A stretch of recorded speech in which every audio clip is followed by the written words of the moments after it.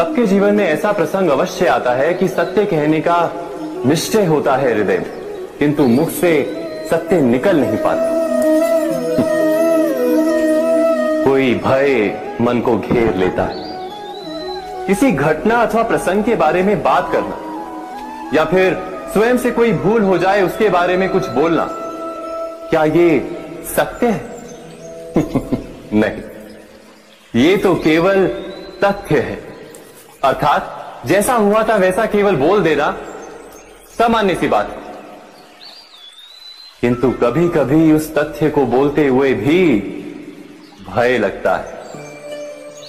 कदाचित किसी दूसरे की भावनाओं का विचार आता है मन, दूसरे को दुख होगा ये भय भी शब्दों को रोकता है। तो ये सत्य क्या है? क्या हमने कभी विचार किया है? जब भय रहते हुए भी कोई तथ्य बोलता है तो वो सत्य कहलाता है। वास्तव में सत्य कुछ और नहीं, केवल निर्भयता का दूसरा नाम है। और निर्भय होने का कोई समय नहीं होता, क्योंकि निर्भयता आत्मा का स्वभाव है। अर्थात क्या प्रत्येक क्षण सत्य बोलने का क्षण नहीं होता?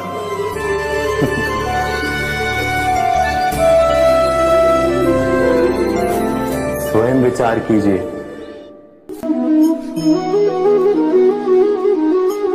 श्रेष्ठता का क्या अर्थ है?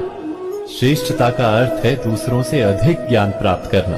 अर्थात मूल्य इस बात का नहीं कि स्वयं कितना ज्ञान प्राप्त किया, मूल्य इस बात का है कि प्राप्त किया हुआ ज्ञान अन्य लोगों से कितना अधिक है।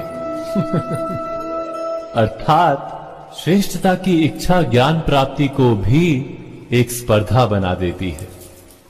और स्पर्धा में विजय अंतिम कब होती है?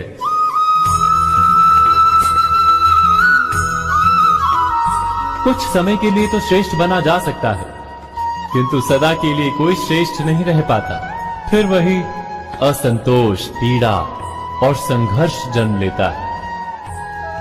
किंतु श्रेष्ठ बनने के बदले यदि उत्तम बनने का प्रयत्न करें तो क्या होगा?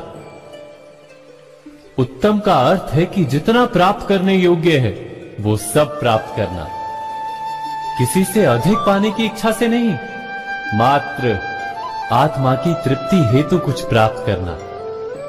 उत्तम के मार्ग पर किसी अन्य से स्पर्धा नहीं होती, स्वयं अपने आप से स्पर्धा होती है। अर्थात उत्तम बनने का प्रयत्न करने वाले को देर अबेर सारा ज्ञान प्राप्त हो जाता है, बिना प्रयत्न के ही वो श्रेष्ठ बन जाता है।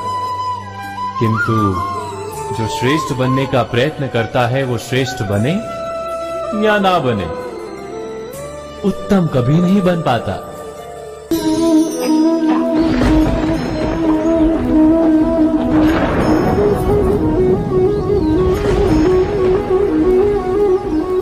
सपनों और पूर्वाभासों के आधार पर हम भविष्य के सुख दुख की कल्पना करते हैं।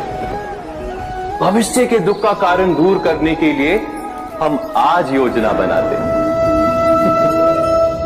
किंतु कल के संकट को आज निर्मूल करने से हमें लाभ मिलता है या हानि पहुंचती है? ये प्रश्न हम कभी नहीं करते। सत्य तो ये है कि संकट और उसका निवारण सात जन से, व्यक्ति के लिए भी और सृष्टि के लिए भी। नहीं, आप अपने भूतकाल का स्मरण कीजिए, इतिहास को देखिए, आप तुरंत ही ये जान पाएंगे कि जब जब संकट आता है तब तब उसका निवारण करने वाली शक्ति भी जन्म लेती है।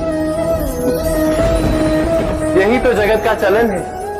वस्तुतः संकट ही शक्ति के जन्म का कारण है। प्रत्येक व्यक्ति जब संकट से निकलता है तो एक पद आगे बढ़ा होता है, अधिक चमकता है, आत्मविश्वास से अधिक भरा होता है, न केवल अपने लिए अपितु विश्व के लिए भी।